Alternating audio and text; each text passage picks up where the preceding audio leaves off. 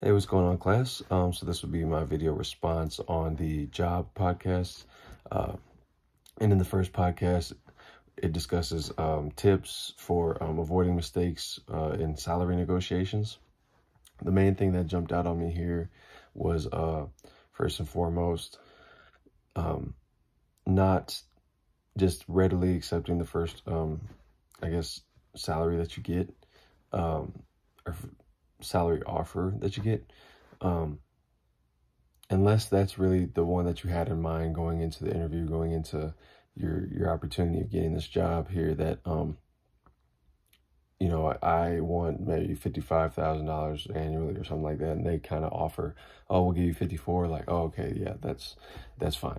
But if they really, you need to research your the market value of this job first and foremost, to get an understanding of where you're kind of going to be valued, and if they feel that you're going to be a valuable asset, they should be aligning with the market value for that job. So that was the main thing that I'm definitely going to take into future interviews and opportunities moving forward. In our second podcast, it talked about questions that can stumble us in an interview, and one of the main questions that they went off of was the basic one of what do you want to work here? And in this question that what Brian Clabber discussed here is something that I've become more aware of, and what we need to do when applying for jobs and when we're going into interviews. First and foremost, do your research on the company.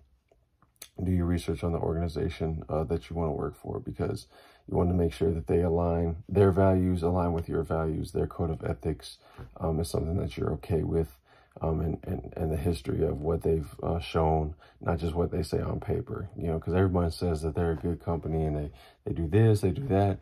You want to dive in real deep and look at the history of what they've done and their actions. But secondly, find out your why of the job that you want to go into, not necessarily the company, but know why you want to work a specific job first and foremost. And then you can apply that to the company that you have now chosen. Instead of just you're reaching for a job and you don't really care who it is, you're now understanding what you want to do, and then you're choosing your place of work, and hopefully it just works out that way.